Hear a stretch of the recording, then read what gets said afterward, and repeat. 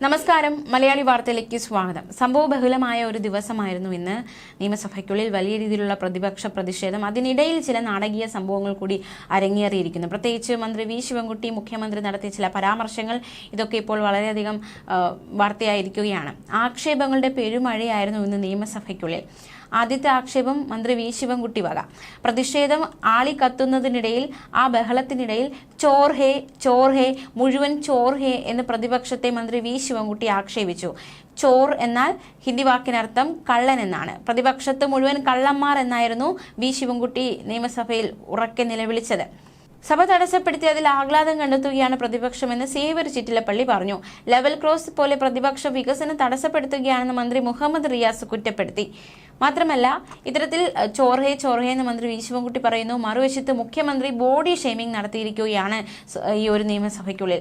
സ്വർണ്ണപ്പാളി വിവാദത്തിൽ പ്രതിഷേധവുമായി സ്പീക്കറുടെ ഡയസിന് മുന്നിലേക്ക് എത്തിയ പ്രതിപക്ഷ അംഗത്തെ പരിഹസിച്ച് മുഖ്യമന്ത്രിയുടെ ബോഡി ഷെയ്മിംഗ്. എന്റെ നാട്ടിൽ ഒരു വർത്തമാനമുണ്ട്, 8 അട്ടി വച്ചതുപോലെ എന്ന്. അത്രയും ഉയരം മാത്രമുള്ള ഒരാളാണ് ആക്രമിക്കാൻ പോയത്. സ്വന്തം ശരീരശേഷി വെച്ചല്ല അത്, ശരീരശേഷി വെച്ച് അതിന് കഴിയില്ല. നിയമസഭയുടെ പരിരക്ഷ വെച്ചുകൊണ്ട് വാച്ച് ആൻഡ് വാർഡിനെ അംഗം ആക്രമിക്കാൻ പോവുകയായിരുന്നു എന്നായിരുന്നു മുഖ്യമന്ത്രിയുടെ വിമർശനം. പ്രതിപക്ഷം സഭ ബഹിഷ്കരിച്ച ശേഷമായിരുന്നു മുഖ്യമന്ത്രി ഈ പരാമർശം നടത്തിയത്. ചോദ്യോത്തരവേളയ്ക്കിടെയും ഭരണപ്രതിപക്ഷ അംഗങ്ങൾ സഭയിലേക്ക് ഇറങ്ങി. പ്രതിപക്ഷം സ്പീക്കറുടെ മുഖം മറിച്ച് ബാനർ ഉയർത്തിയതോടെ ഇതല്ല ജനാധിപത്യമെന്ന് സ്പീക്കർ പറഞ്ഞു. നിയമസഭയിൽ വിഷയങ്ങൾ ചർച്ച ചെയ്യാൻ ഭയക്കുന്ന പ്രതിപക്ഷം പുകമറ സൃഷ്ടിക്കാനാണ് ശ്രമിക്കുന്നതെന്ന് മുഖ്യമന്ത്രി പിണറായി വിജയൻ പ്രതികരിച്ചു.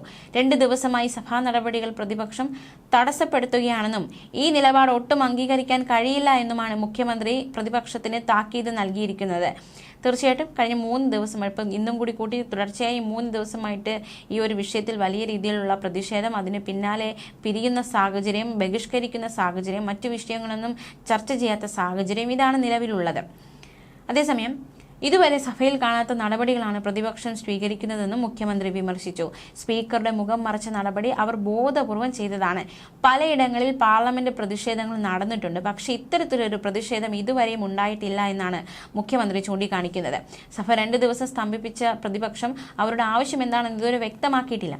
എന്താണ് പ്രതിപക്ഷത്തിന്റെ ആവശ്യമെന്നും എന്തിനാണ് അവർ ഭയപ്പെടുന്നതെന്നും മുഖ്യമന്ത്രി ചോദിച്ചു. ഏതു പ്രശ്നത്തിനും വിശദീകരണം നൽകാൻ തയ്യാറാണ്. സഭയിൽ ഭയം എന്നാണ് പ്രതിപക്ഷം ഉയർത്തിയ ബാനറിൽ കണ്ടത്. അവർക്കുള്ള ഭയമാണ് ബാനറിൽ കാണുന്നത്. വിഷയങ്ങൾ ഉന്നയിക്കാൻ പല മാർഗങ്ങളുണ്ടല്ലോ. ചോദ്യോത്തര വേളയിൽ ഉന്നയിക്കാം, സബ്മിഷനാകാം, ശ്രദ്ധ ക്ഷണിക്കലാകാം, പ്രതിപക്ഷ നേതാവിന്റെ പ്രത്യേക അവകാശം ഉപയോഗിച്ച് ഉന്നയിക്കാം. അങ്ങനെയുള്ള പല മാർഗങ്ങളും ഉണ്ടല്ലോ. ഒരു മാർഗവും സ്വീകരിക്കാൻ വസ്തുതയെ ഭയക്കുന്ന പ്രതിപക്ഷം ശ്രമിക്കുന്നില്ല. സഭയിൽ പുകമറ സൃഷ്ടിക്കാനാണ് ഇവർ ശ്രമിക്കുന്നത്. ഈ പുകമറകളെ ഞങ്ങൾ ഭയപ്പെടുന്നില്ല, വസ്തുതകൾ അവതരിപ്പിക്കാൻ തയ്യാറാണ് എന്നും മുഖ്യമന്ത്രി വെല്ലുവിളിച്ചു. അതേസമയം ശബരിമലയുമായി ബന്ധപ്പെട്ട് ഉയർന്നു വന്ന കാര്യങ്ങളിൽ ഹൈക്കോടതി നിർദ്ദേശപ്രകാരം പ്രത്യേക അന്വേഷണ സംഘം പരിശോധന നടത്തുന്നുണ്ടെന്നും ഒരു കുറ്റവാളിയെയും സംരക്ഷിക്കില്ലെന്നും മുഖ്യമന്ത്രിയുടെ ഉറപ്പ്. ADGPയുടെ നേതൃത്വത്തിലുള്ള ടീമാണ് അന്വേഷണം നടത്തുന്നത്. മുഖം നോക്കാതെ നടപടി സ്വീകരിക്കുമെന്ന് സർക്കാർ വ്യക്തമാക്കിയതാണ്.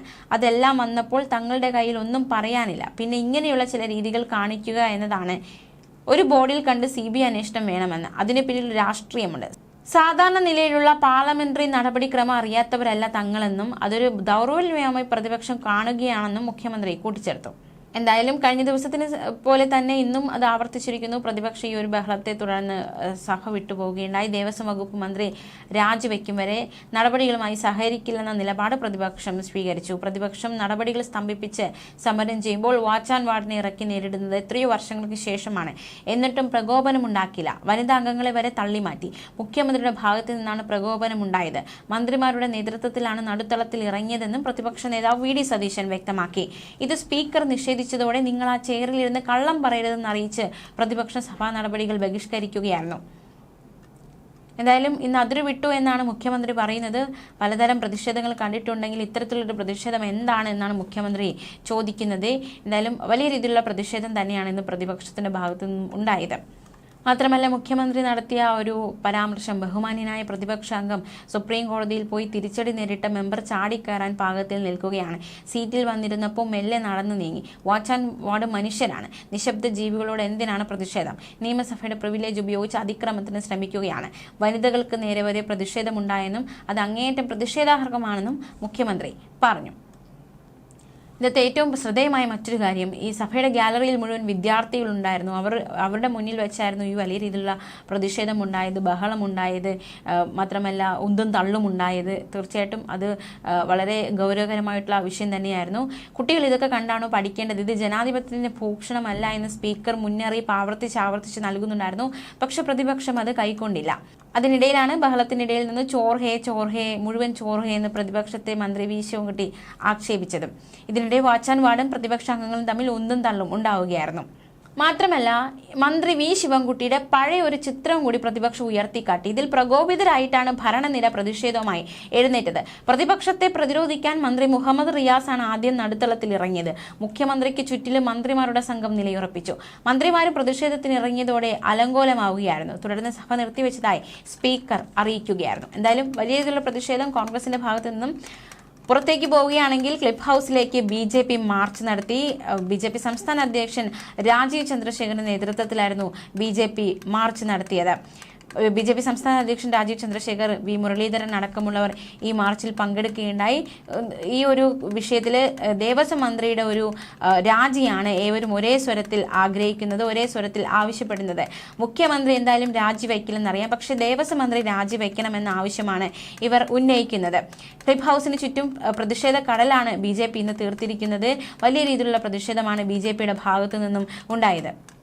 LDF 10 വർഷം ഭരിച്ചിട്ടും ഒന്നും ശരിയായില്ലെന്നും LDFിൻ്റേത് അഴിമതിയും കൊള്ളയും നിറഞ്ഞ ഭരണമാണെന്നും LDF സർക്കാർ വിശ്വാസികളെ ദ്രോഹിച്ചുവെന്നും രാജീവ് ചന്ദ്രശേഖർ പറഞ്ഞു.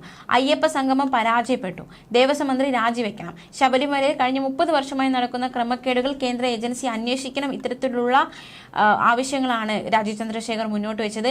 ഇന്ത്യയുടെ ചരിത്രത്തിൽ ഉണ്ടാകാത്ത സംഭവമാണ് ശബരിമലയിൽ ഉണ്ടായതെന്നും ശബരിമലയിൽ ഉണ്ടായത് പകൽക്കൊള്ളയാണെന്നും ശബരിമലയുടെ പരിശുദ്ധിക്ക് കളങ്കമേറ്റുവെന്നും വി മുരളീധരനും പ്രതികരിച്ചു.